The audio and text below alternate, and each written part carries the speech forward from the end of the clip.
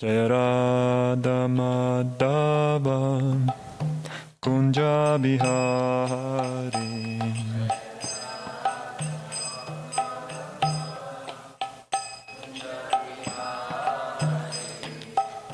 Radha Madhava Kunja Bihari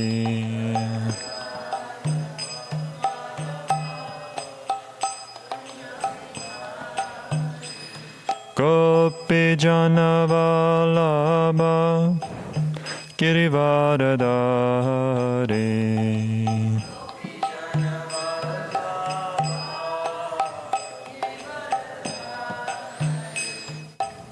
Yashodanandana Braja Janaranjana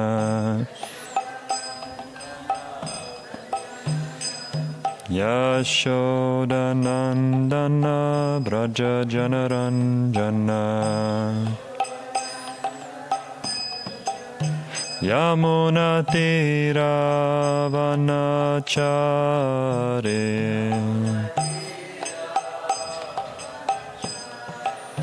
Yamuna Tira Vanachare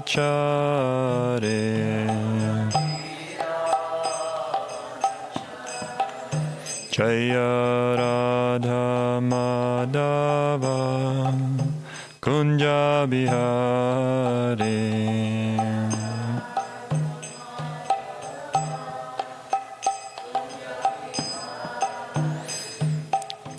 Radha Madhava Kunja Bihari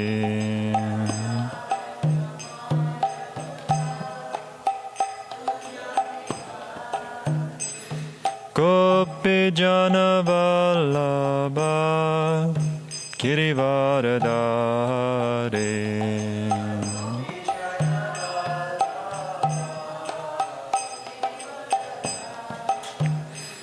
Yashodanandana Braja Janaranjana Yashodanandana Braja Janaranjana Yamuna Tira Vanachare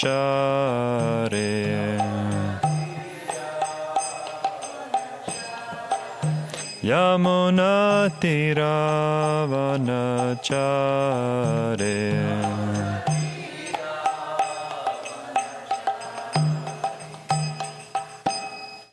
Shri Radha Govinda Deva Ki Srila Prabhupada Ki Om Namo Bhagavate Vasudevaya Om Namo Bhagavate Vasudevaya Om Namo Bhagavate Vasudevaya Jaya Jaya Shri Chaitanya Jaya Nityananda Jaya Jaya Shri Chaitanya Jaya Nityananda Jaya Dvaita Chandra Jaya Gaura Bhakta Vrinda Jaya Dvaita Chandra Jaya Gaura Bhakta Vrinda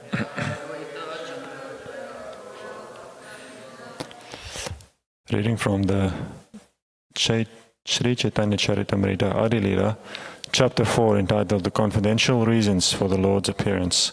And I think we're on verse number 150, 157. I think I'm going up until 162.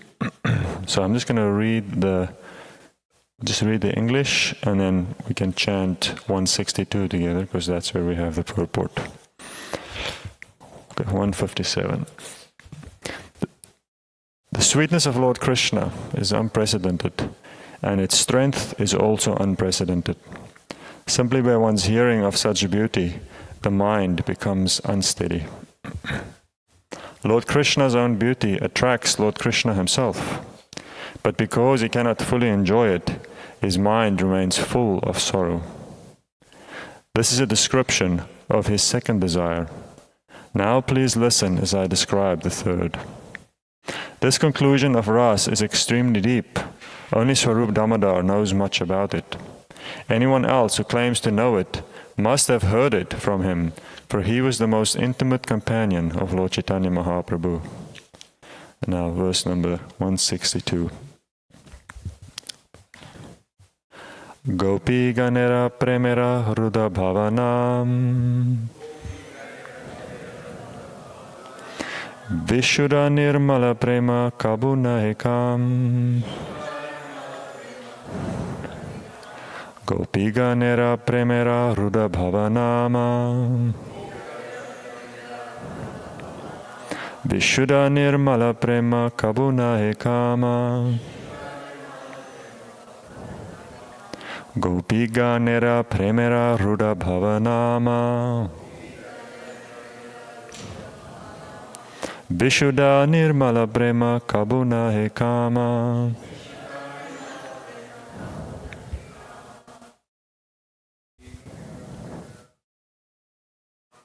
Gopi Ganera Premera Hruda Bhavanama Vishuddha Nirmala Prema Kabunahikama Gopi Ganera Premera Hruda Bhavanama Vishuddha Nirmala Prema Kabunahikama Gopi Ganera Premera Hruda Bhavanama Vishuddha Nirmala Prema Kabunahikama. Ladies. Gopi Ganera Premera Hruda Bhavanama Vishuddha Nirmala Prema Kabunahikama Gopi Ganera Premera Hruda Bhavanama Vishuddha Nirmala Prema Kabunahikama Gopi Ganera Premera Hruda Bhavanama Vishuddha Nirmala Prema Kabunahikama Gopi Ganera of the gopis, Premera of the love, Hruda Bhava, Nama named, Vishuddha pure, Nirmala spotless, Prema love, Kabu at any time, Nahe is not, Kama lust. Translation: the love of the gopis is called Hruda Bhava. It is pure and spotless. It is not at any time lust. Purport: as already explained, the position of the gopis in their loving dealings with Krishna is transcendental. Their emotion is called Hruda Bhava. Although it is apparently like mundane sex, one should not confuse it with mundane sexual love, for it is pure and unadulterated love of God. Om Jnanatimirandasya Gyananjana Shakaya Chakshurunmritam Yena Tasmai Shri Gurave Namaha Panchakalpatrubhyascha Kripasindhuvevacha Patitanam Pavanebhyo Vaishnavebhyo Namo Namaha. Jai Shri Krishna Chaitanya Prabhu Nityananda Shri Advaita Gadadara Shri Vasari Gaura Bhakta Vrinda Hare Krishna, Krishna Krishna, Hare Hare, Hare Rama, Rama Rama, Hare Hare. The love of the gopis is called Ruda Bhava. It is pure and spotless, and it is not at any time lust. So we are reading in this 4th chapter about the confidential reasons for the Lord's appearance. And as we understand from in the next chapter, we'll hear more about the external reasons. Is it chapter 5? No, chapter 3, I think. Let's see here. Remember which way it goes. So in the 3rd chapter, we have read about the external reasons for the Lord's appearance, which is to come and spread the glories of the holy name, to liberate all the fallen conditioned souls, and to establish the Yuga Dharma for the era in which we are in. And then the 4th chapter, we're reading about the confidential reasons for the Lord's appearance, or the Lord's personal reasons. And naturally, a large part of that internal reasons for the Lord's appearance in this world has to do with the Lord's own experience of coming to taste the nectar of Krishna consciousness from a perspective of a devotee, of his pure devotee. So this 3rd desire we see is to taste the specific nectar of the gopis. So it's not just that the Lord is coming to experience Krishna consciousness in general. He is coming specifically to experience Ruda Bhava. So Ruda Bhava, Ruda means, can mean something that has grown, fully grown, or ascended, so that which is risen to the top. So in one sense, Ruda Bhava can also just mean the highest bhava, the highest love, Ruda Bhava, which is naturally then the love of the gopis for Krishna. And we will hear more about that love as this chapter continues. But the main, even though to really understand it completely is very difficult, and it can only really be, for us, we can maybe understand it theoretically. Even the theory behind it can get very esoteric, as they say. But the basic principle is very simple, and it is that the love of the gopis is Vishuddha, completely pure, and Nirmala, completely spotless, pure and clean. So we can, in the beginning, it is easiest sometimes to understand something by what it is not, because we can understand the alternative. We can clearly see. We can see what it looks like if even love or some kind of attachment is impure and tainted by personal desire and selfishness. It is very clearly visible. So we can start off by understanding that the love, pure love for Krishna, is not that.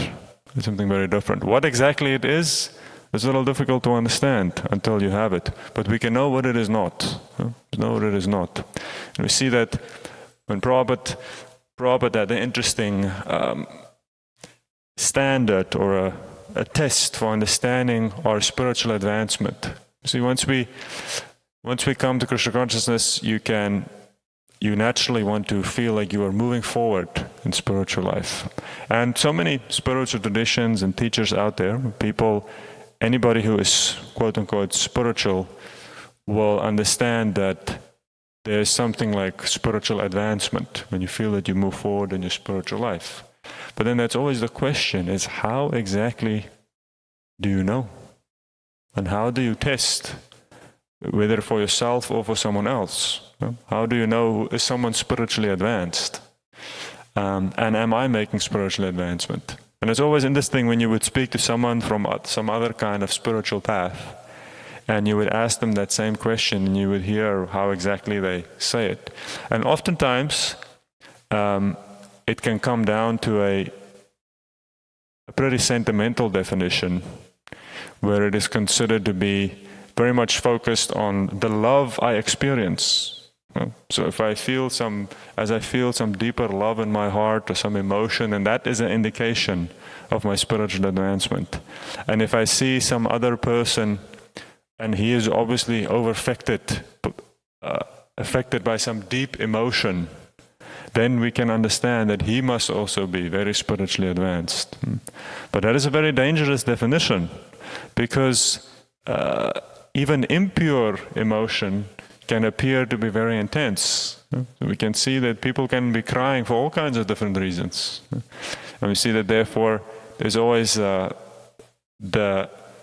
there is either where you can cheat yourself or you can cheat others.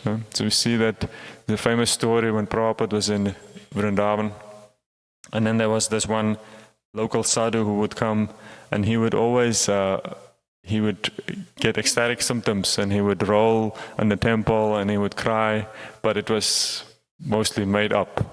So affected symptoms to make you look like you're very advanced. So when the first time the devotees saw it, they were very impressed. They thought, whoa, this is something real, this is amazing. And they asked Prabhupada about it. And Prabhupada just said, no, don't worry so much about it. And then as they saw it, as they saw him coming regularly, doing his routine, he would come and get affected and roll on the ground. Then after a while they realized, oh, actually it's not real. So they would wait for him to finish his routine, and then they would say, okay, Prabhu, please can you get up now, and because you're causing a disturbance here in the temple. So we see that just an emotional experience, or at least a display of that, is not necessarily the best indication of whether you are moving forward in spiritual life. And Prabhupada would say you will know you're moving forward in spiritual life by the decrease of material desire. And that is a very interesting definition, because that is something that cannot be faked. It can be faked for a little while, but just like they say, you can fast. They say you can fake your fasting, and then when you take your bath and you go in the river and you go under the water, then you can drink a little water while no one is seeing. So in that way, no one knows you're actually drinking water, but you will know. So the point is that when it comes to the decrease of material desire, that is very difficult to fake. And you can fake it for a little bit, but at some point it will come back up. And you can fake it, you can maybe hide it from others, but can you hide it from yourself? So very interesting how Prabhupada really kept us grounded by saying that that is ultimately how you can see, are you moving forward? Seeing, is your lust, your greed, your anger, are these things decreasing? And then you can know that you are definitely making spiritual advancement. Because the only way for these things to genuinely decrease is if there is an increase of legitimate attachment and the legitimate love for Krishna. So even if you maybe not, tears are not streaming from your eyes and you're not rolling on the floor in ecstasy, but if you find yourself so absorbed in Krishna consciousness that you actually feel that you're not as affected as much by lust or greed or by the false ego, it is very significant. And one should not underestimate how powerful that is. Because it is very difficult to do that. And in the absence of Krishna consciousness, we'll see that it is a big fight, a huge fight to try to control and keep material desire even externally in check. So we see here Rudabhav is explained to be pure and spotless. And therefore we can start by understanding what it is not and see when ourselves as that decreases how we get closer to Krishna. So we see also here explained so clearly that the sweetness of Krishna is unprecedented, and that's such a big focus of Lord Chaitanya. Even from the very beginning, we saw that when Nimai Pandit, when he initially, as we know, he was not in the beginning exhibiting himself as a devotee. He was just exhibiting himself as an ordinary scholar. And then he went to Gaya. After his father passed away, he went to Gaya to perform rituals there, and there he met his spiritual master.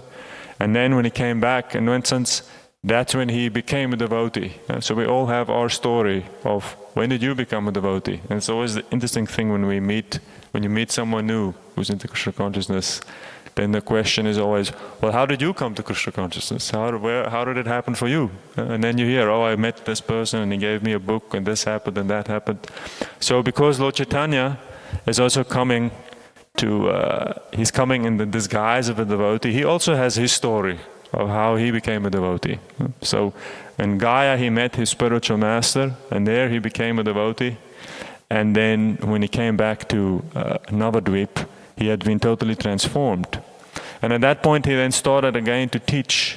He was continuing his Sanskrit studies, because that was what he was before. He was a great teacher of grammar and logic. But then his teaching had undergone a transformation. And he was just teaching how every single word is just somehow or other, it's just another manifestation of Krishna. It can all be taken, you can take any word and you can, if you analyze the grammar, and at some point you see that it's actually just Krishna. There's nothing else. So it was very amazing, but the students became a little disturbed because it's not very practical. It's not very practical because they were not sure if they're going to learn proper grammar, if that's the simple solution and answer to all questions, that everything is Krishna. And so at some point they became a little upset. And we see that even for us it can also happen, where sometimes Krishna consciousness can sometimes seem to be either not practical or a little oversimplified. Where people think, is that really all you do? And when you try to explain to your friends or your family members that now you are just going to focus 100% on Krishna and you're not really interested in so many other things, people feel that maybe that's not very healthy, or they think that now your life seems to be very limited. But it is only because these people do not necessarily understand the amazing nature of Krishna. Therefore, it appears to be limited. We see that Prabhupada, there's a letter that he wrote. I can't remember the name of his disciple, but it's a lady who was in New Vrindavan, and she wrote Prabhupada this letter. And now obviously with Prabhupada's letters, you can't see the letter that they wrote to Prabhupada. You can just see what Prabhupada wrote back. So from the response, you can get an idea of what the person must have asked. So in the response, Prabhupada wrote, and he said that she expressed some doubt. She expressed some doubt about Krishna and Krishna's activities, as if it may be just imagination, or like she must have used the word like a fairy tale, because Prabhupada used it. Prabhupada says, is it like a fairy tale? And then Prabhupada told her a very interesting example, and he said, or advice, and he said that the thing is that you yourself have to go read about Krishna. So you cannot just be hearing from other people how wonderful Krishna is the whole time. But if you yourself do not go read for yourself and go see how wonderful Krishna is, read about Krishna's activities. Prabhupada said something very interesting. He says, then it will become hackneyed and obnoxious. Hackney, you know the hackney? Hackney means something gets worn out, gets old. You know, like sometimes if you hear the same old thing again and again and again, at some point it becomes hackney. Like if someone is nagging you, for example, someone tells you the whole time to do something, at some point it becomes worn out. You don't want to hear it again. It's hackneyed. Or if you listen to the same song over and over again, you have some mundane song. In the beginning it's nice, but if you listen to it again and again and again and again, like if you go on a road trip and somehow you only have one CD, you forgot all your other CDs, and you have to listen to the same songs over, at some point it becomes hackneyed. There's no more juice that you can get from it. The Prabhupada says, it's very interesting. So he's saying that if you're just hearing the whole time, if you're living in the association of devotees, and the devotees the whole time we are all the whole time telling one another that Krishna is wonderful, and actually, it's the best thing ever. But you do not yourself go and invest in like hearing about Krishna. Then at some point it will become hackneyed. And even what the hackneyed Prabhupada says, it will even become obnoxious. So it's very interesting how we see the price to pay for being in the association of the devotees is that one has to stay personally absorbed in Krishna consciousness. Because otherwise the devotees will fry you out. Because for those who are serious about Krishna consciousness and coming closer, you start to realize that there really is a very simple solution to life. The simple solution to life is that you should avoid sinful activity, and you should very seriously be absorbed in hearing and chanting about Krishna. But if you're not going to do that, and you're hanging out with the devotees the whole time, it will become intolerable. Because the devotees will just remind you the whole time that this is what you're supposed to be doing. And if you're not going to do that, you're going to get irritated. And at some point you're going to feel that you need a little break from the devotees. Because the devotees are not giving you any other answer. There's no other solution really. And at some point, as you become mature in Krishna consciousness, you realize that it's 100% the truth. There is no real alternative solution. There's no alternative to avoiding sinful activity, following the directive principles, and being seriously absorbed in Krishna consciousness. And therefore we see that sometimes when you want to try something else, you have to take a little step back from being so close in the association of the devotees. And that's sometimes a legitimate thing. People have to go through that. And we all might have some friends that we're connected to still. Some people that somehow they're friends with us, they can't be so close in the Sangha of the devotees, but we stay close friends with them and we try to keep preaching to them and keep them connected somehow or another. And we see how they now have to go do certain things that they want to try out. And inevitably they have to experience some frustration. But at some point, one has to come to this principle of understanding that Krishna is actually wonderful. The sweetness of Krishna is unprecedented. But one has to experience it for himself. So Prabhupada says that when you experience it for yourself, then everything makes a lot of sense. And for us, a large part of that is reading about it directly, reading about the glorification of Krishna. We see that Prabhupada specifically took a break from his normal progression of translating the Bhagavatam, to specifically translate the Krishna book. So we skipped ahead of everything, made sure that could be translated in case he passed away, which was very prescient because he ended up passing away before completing the 10th canto. So we saw that very important. The Prabhupada says that directly just hearing these pastimes of Krishna is important. Now as we go, we have to also acknowledge why is it that it's not always so simple. And we see that, unfortunately, hearing and chanting about Krishna's pastimes, there is a kind of a covering that stops most people from being able to do that seriously. And that is the covering of the false ego. So, because of the false ego, it keeps Krishna's pastimes hidden. And not that people can't go find it. I mean, everybody can go on the internet and go read it. The books are available. So it's not that it's hidden in the sense that it's information that's not out there, but it's hidden in the sense of the people cannot experience it. They cannot get into it. They cannot enter into these pastimes and read it and get the experience that is available for those who are devotees. And that is the big challenge then, in terms of preaching, is to somehow get people over the line where they can read about Krishna and hear about it and actually realize how great it is. But we all see it's not so simple. It's not very simple because we all come with a lot of baggage. What is interesting is that if we tell people that the goal of life is just to hear about Krishna, usually people's first rebuttal would be that they say, no, the goal of my life is my life. Like I have all my dreams and my desires and the things that I want to do. And that people think is that's the most important thing. So if you tell someone that the goal of your life is just to hear about the activities of some other person, some people don't like that so much. They don't like that idea. But if you practically look at what most people do, most people work and then in their spare time they watch movies or read books, which is exactly the same thing, which is exactly what we're saying. That even your own life, quote unquote, is not going to be that wonderful. You have all your plans for your career, for all these things. And even if you achieve all these things, what you will do is at some point, even in your spare time, you're going to watch a movie.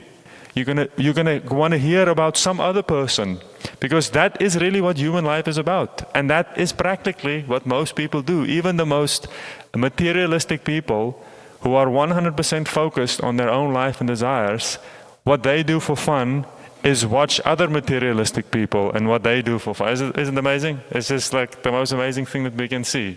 Because that's why people love to hear and read about what other people are doing. And so when people tell you that, no, the goal of my life is my own life, you know that they're actually just totally confused. Because that's not really true. Because if you're so into your own life, why are you spending hours and hours of your time hearing about other people? Which is what most people do. But we see, so the problem is not so much hearing from about other people's activities. So that, because everyone does that already. But the difficulty is in hearing about the activities of Krishna and the devotees. So, and as I said, the reason for that is that the false ego is there. So materialistic activities, people are inclined to hearing about the activities of other materialistic people because there is some harmony between their false ego and the people that they're hearing about and their desires. So that is a big challenge. We see that the Bhagavatam, in various parts of the Bhagavatam, there's these interesting slokas specifically referring to how one has to abandon the taste for hearing about the activities of other materialistic people. We see that in Kardama Muni when he sees the Lord and he prays to the Lord before he gets married to Devahuti and goes through that experience where he sees when the Lord appears before him. He specifically says, he acknowledges that is the sign of the great devotees, that they are able to give up stereotypical affairs of the body and also being absorbed in the activities of people who are absorbed in these things. So we are absorbed in the lives of materialistic people. But it is very difficult because as a conditioned soul, we are naturally inclined towards hearing about other materialistic people and their affairs. But that is the challenge now, to shift towards the devotees. And we see that Prabhupada explained the main challenge of Maya, or her main Shakti that she does to keep people away from the devotees, is that she makes the devotees appear ridiculous. Very interesting. Prabhupada wrote it in a letter. He said that the devotees, for the materialistic people, the devotees appear ridiculous. And you have to understand that is not just now. Sometimes we think, oh, now it's very difficult because we're here in New York and we're running around with our devotional clothes and doing our devotional things, and you feel in the beginning sometimes you feel a bit ridiculous because you know that people are looking at you and people are thinking, this is ridiculous. These people are a little bit ridiculous with what are they doing? But you have to understand that it is always like that. It is always like that. Even in Lord Chaitanya's times, the devotees, many of the other materialistic people, they also thought the devotees were ridiculous. They were complaining about the loud kirtans. They couldn't understand what the devotees are doing. And it's interesting because when you join Krishna consciousness in the West, in the Western world, and you become a devotee, and your parents and your friends and so many people react very strongly because you're doing something so completely different with your life. And then you think, oh, it must be so much easier in India. And then you meet people in India and then you realize it's just as difficult in India, isn't it? You become a devotee in India, your parents and your friends, they can sometimes even be more shocked. Because at least as a Western person, people are used to you doing crazy things. Like sometimes for people who grew up in the West, they have a history of doing crazy things. Like Patrick, when he said when he became a devotee, no one was shocked because he's done so many crazy things in his life. So they thought it's just the next crazy thing he's doing. So it wasn't really such a big deal. Whereas in India, sometimes, you do the right thing and then suddenly you become a devotee. And then everyone's shocked. And the whole thing. And then you wear the tilak and people get upset by the tilak and they get upset by the clothes. So that is the reality. Because we have to understand, it is not really about East and West. It is not about modern and ancient. It's not about any of these things. It is about the devotees and the non-devotees. That's the real distinction. And that distinction will always be there. If you go back 1,000,000 years into the past, or you go back 1,000,000 years into the future, that same distinction will be there. Those are the real two categories that are there. And that is a challenge. So hearing about Krishna can only really be done by those who are devoted. And the reason for that is that the devotees somehow achieve the mercy of a pure devotee, and that makes a crack in the false ego. It makes this crack in your false ego that now you can acknowledge that actually it is about Krishna and not about myself. You see, if you look at mundane movies and literature, you don't have to give up your false ego to be absorbed in these things. Because really what's happening with those things, what is one of the most popular genres of movies is either romantic movies, or superhero movies. And why are these two things so powerful? Because they are playing off the basic desires of people, which is either to be yourself some heroic person or your romantic desires. So when people are watching these movies and stories, they are in one sense getting the rush of experiencing for a little while as if it is them. Because it makes you feel like that's what you want, isn't it? Your desire is you want to be a superhero. I want to do all these amazing things and have people glorify me, or I want to have a romantic success. But if you hear about the devotees and about Krishna, that is not what's happening. That you are not, because you are never going to become Krishna. So you can only really relish that if you have a desire to serve Krishna. And then if you hear about the activities of the devotees, you can only really appreciate it if you appreciate how wonderful it is to serve Krishna. Because externally, it doesn't have the same, what can one say, the same appeal to the false ego. So the false ego's main desires is that it wants to have distinction. So it wants to be seen as different than everyone else. And we can see the big part of the world now. Everyone is unique. Everyone is special. And that's sort of what we have to acknowledge and encourage. Even though it's interesting, because if everyone is special, then by definition, no one is actually special, isn't it? Because that's the whole point of special, is that you're different than everyone else. So the false ego thrives on trying to become distinct. So always differentiating itself from others, not wanting to be normal, wanting to be more than normal.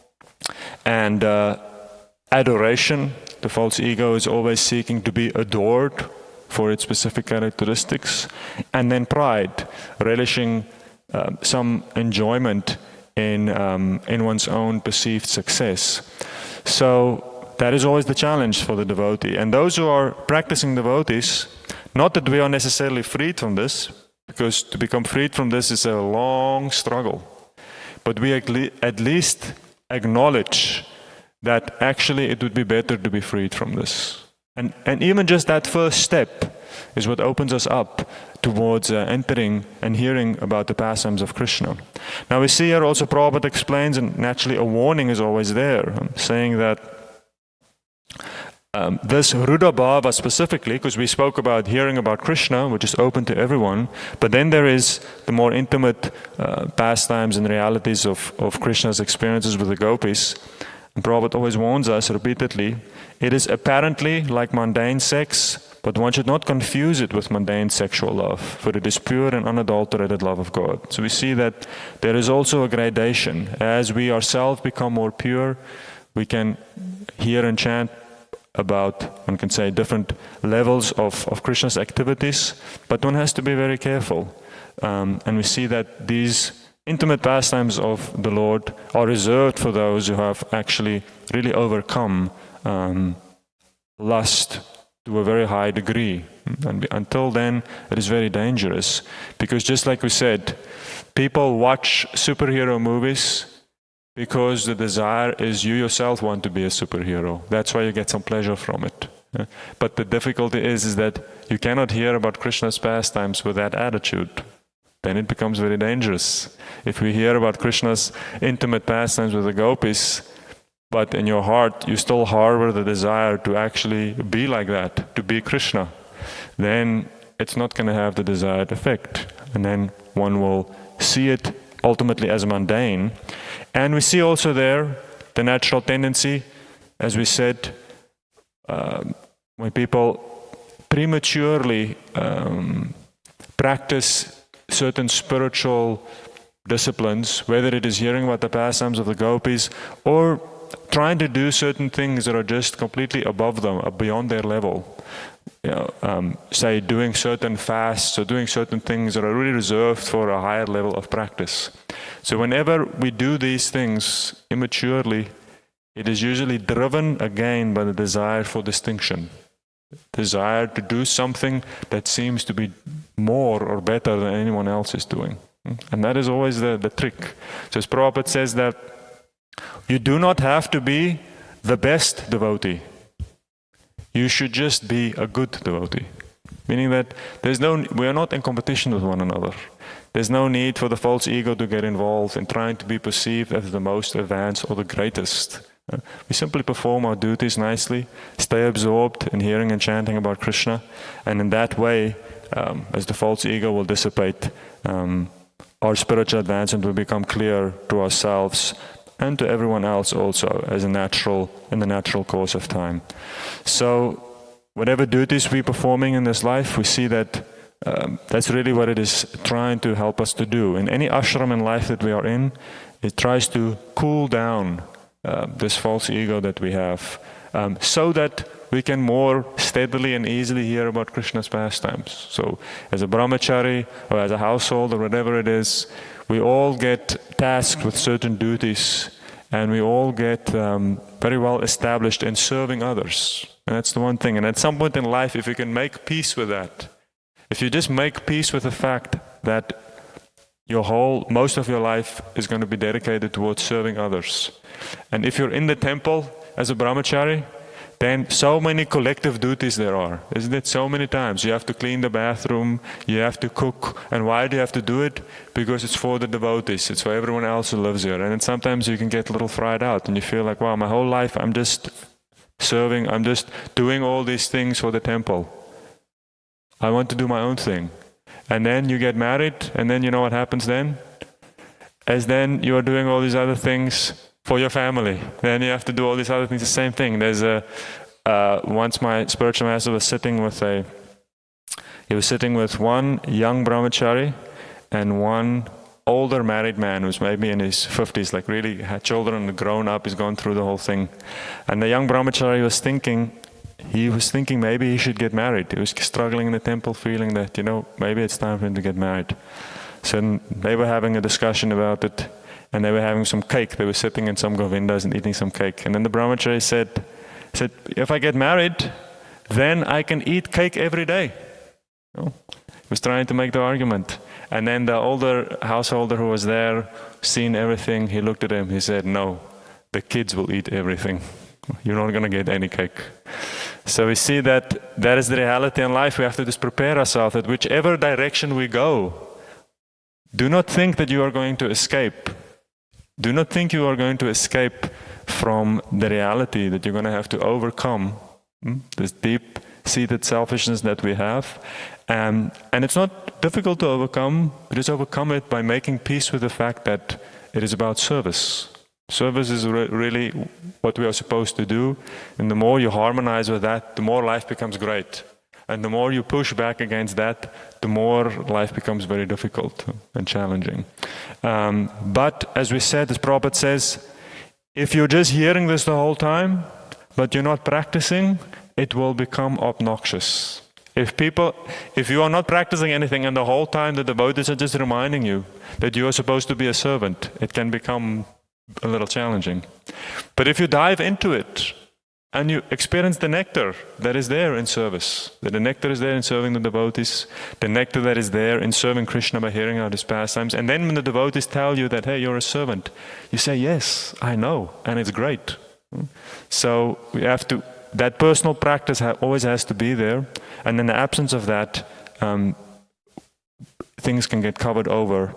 And it's just not really required. We don't have to be there. We can keep ourselves spiritually healthy. As Prabhupada says, we each have to fly our own plane. So by keeping ourselves absorbed and focused, by good practice of hearing and chanting, then the externals will make more sense. And the various duties that we have in life, they can be performed much more joyfully. Okay, so those are some thoughts here from the CC. We'll continue here further in the next few sections, focusing on this distinction between love and lust, which is very interesting, which obviously has to be understood in the context of seeing how the pastimes of the Lord is not a manifestation of lust, or the relationship between the Lord and the gopis is not about lust, but it is about pure love.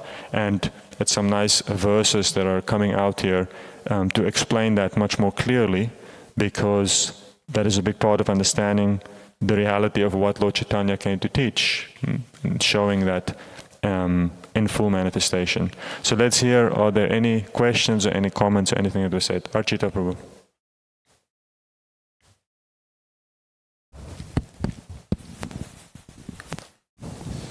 Krishna, Hari Vilas Prabhu. I want to thank you for a very thoughtful, deep, it's on. Maybe need to adjust the volume. The point you made about how is it that the information about Krishna, in other words, Krishna's sweetness is available, it's out there, but not everybody appreciates. So in the end of the Bhagavatam, this is discussed because Maharaj Parikshit, having heard from Shukadeva Goswami, he was in ecstasy. So he was wondering, how is it that not everybody gets into this? So there's a very nice verse, Nabrita Tarshar Upagiyamanas, Bhavoshidas Strotra Varaman, Ka Pashugna. So he explains that this hearing about Krishna is the aushadhi, it's the medicine to solve all problems. So why is it that not everybody dives into it?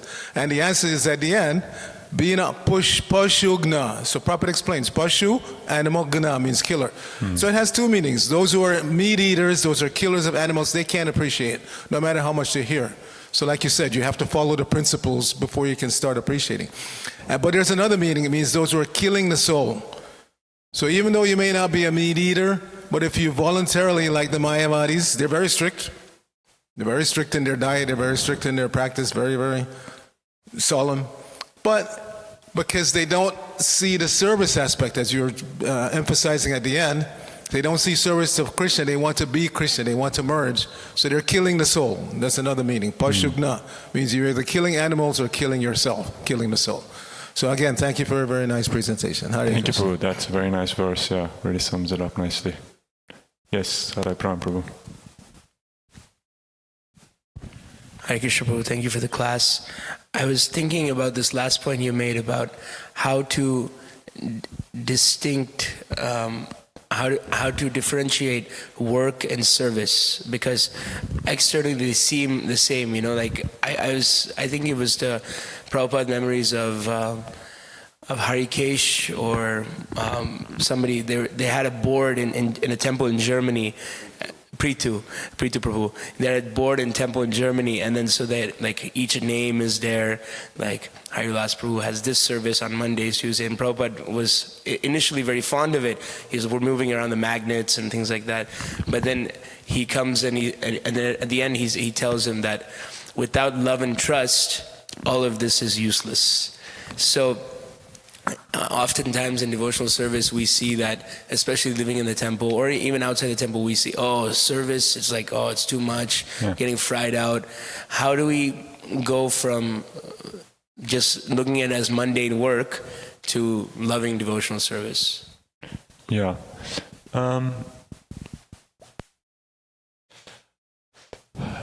There's a great book I recently read. It's an old book written in the 40s. It's called The Great Transformation, and it explains how society underwent a huge transformation in like the world post World War I era, in which what really happened is that the market, meaning the sphere of activities which are commercial, basically took over everything. And for us, it's interesting because we grew up in a time in which most things are about money. So meaning most of people's lives are spent getting an education, which is geared towards money. And then they're spent working so that they can have money. And it all revolves around money.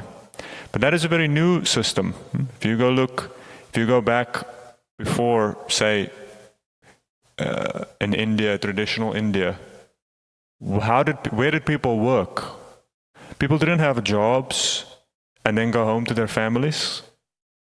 People lived in a village and they worked together to grow their own food, and there was no like work life and home. It was all the people you live with are the people you work with, and that is your life, that is your society.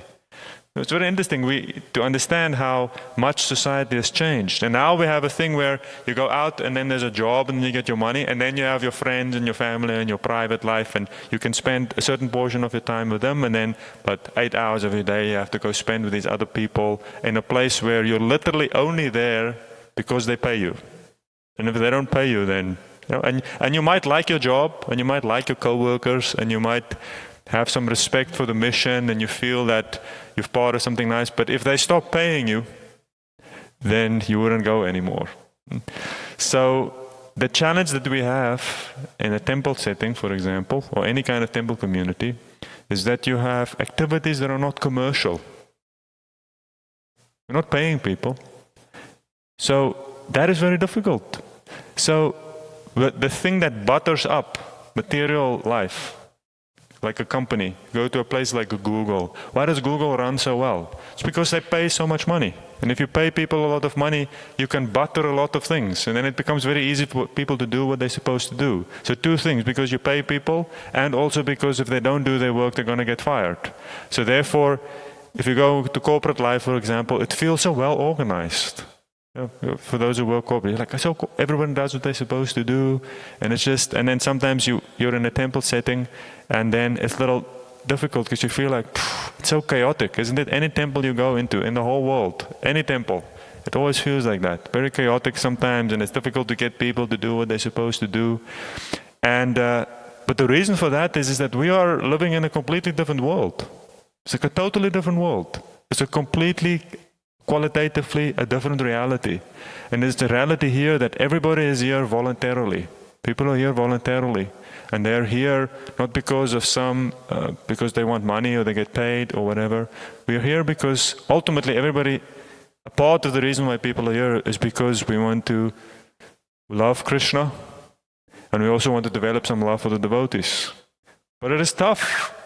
It's tough because the modes of nature are whacking each one of us every single day. None of us are above it. The modes come and they attack us.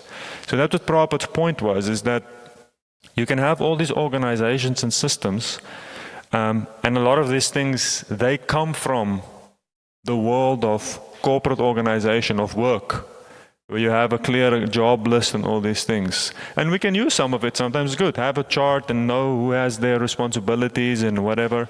But we have to understand that it's not the same thing, because what it runs on here is love and trust, meaning that these are our relationships are not commercial, it is reciprocal. People reciprocate. And if you want someone to do something as a devotee, you have to give them some love and some attention. And then people reciprocate. That's the reality. It's a thing of the heart. And we all know that experience where the heart becomes dry, and now you have to still do these things, and it's tough. And, when the pot washer didn't come, and you have to go down into the kitchen, and you're sitting there, and it can become very difficult. But if there's love and trust and mutual support and enthusiasm, it becomes much easier. So the spirit is the main thing. The inspiration is ultimately the most important thing. So that's what Prabhupada said again and again. That's really the basis on this movement, the thing that keeps us together, the thing that keeps us moving forward, the thing that allows us to work together, to have people do what they're supposed to do. It is love and trust. And because it is not commercial. And that's very difficult.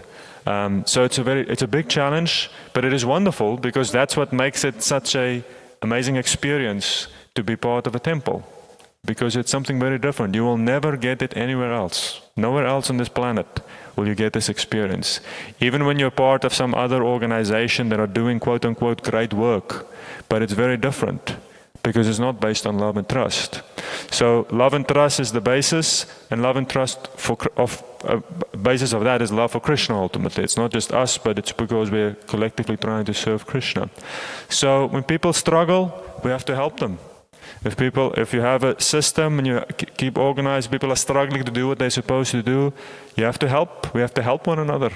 Because it's difficult. We make mistakes. The modes of nature roll us. Sometimes we're going through a tough time. So there has to be, therefore also the temple, there's a minimum requirement to be able to move into the temple.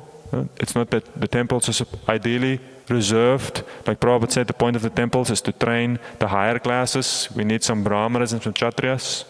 So people that are really willing to rise up to very high ideals. Otherwise it becomes very difficult. So in that sense, we make who lives in the temple, they should understand that here we are striving for a very high ideal. But for everyone who is here, then we have to then work hard together. And do not be so disturbed if things are a little chaotic or it's a little difficult, because we're trying to do something very difficult. And it's never going to be, don't look outside and think, oh, why can't we get it together? Because the other, my company is so nice, but then the devotees can't be so organized. No, don't be fooled. It's something very different. Huh? It's just like the difference between if you're married to someone, or say there's a website you can go onto, rentafriend.com. So if you're struggling, you want to go do something, but you don't have friends, you can rent a friend for a day. And then someone comes and you pay them a certain amount of money, and then they can go do some stuff. You have a nice fun day, you have a friend. And that person, you know what will be interesting? That person will be very nice. They will be like friendly to you. They won't say anything mean to you. They will like do whatever you want to do, and it will feel like, wow, what a great friend. Yeah, but don't be fooled, because it's not a real friend. It's a fake friend, because you're paying that person. And sometimes your real friends won't be like that always. Sometimes your real friends, they get a little moody or they get irritated, whatever. But this is your real friend. This person is in my life because they want to be in my life. So therefore you take the whole situation. Huh? So you have to understand that difference between being in a voluntary organization. And therefore we are ultimately, like Prabhupada said, there has to be a family feeling more. And it can't be, and families are like that. Families are like, it can't be as organized as some company, some clinical company. And we have to give one another some time. So important that we do not forget that. Specifically for the ashram. But again, the ashram, even though we have a family situation, we try to really cultivate deep relationships, but whoever is in here, they should understand that the standard is high. We're aiming high. That's what the temple is for. It's for people who want to go beyond, not just to be a devotee. That's the main thing. There's a difference between being a devotee and being a temple devotee. So temple life has a much higher standard, much more serious, much more drive and push, because that's what it's for. Because from the temple is supposed to emanate the Krishna consciousness that's supposed to support a whole congregation, so many people surrounding it who don't necessarily have that ability to make that their first priority. So therefore, the temple both. So kindness and support, but you have to understand it as a high ideal. Otherwise, you have to think if the temple is the right place for you. So something that we have to look at individually. And at some point, maybe the temple is a place for you, and at some point, maybe it's time to shift. And then if you start working and doing so many other things, you have then, again, a different phase of life. But while we are in here, very serious, high standard, exemplary, because that's what the temples are for. Because again, we also have to remember that the reason why we can be in the temple and be freed from the pressures of the world in one sense, to some part, like no one here, we don't have to work in the same way that people outside has. It's because we are supported by so many other people. So in this way, it puts a different pressure on us. No one here has to worry necessarily about in the same way that you have to worry if you get a job, but there's still a different kind of pressure on us. The pressure to reciprocate with one another in the temple, and also to reciprocate with the people outside the temple who are all working together to make this temple possible. So many people, thousands of people working together to make the temple possible. And the ideal is that from here should emanate strong Krishna consciousness. But it's a big struggle, but it is a worthy struggle. That's the nice thing. At least you can know that you're engaged in a worthy fight. Because many other people are engaged in very different and also in very hard struggles, but not for something nearly as meaningful or worthwhile.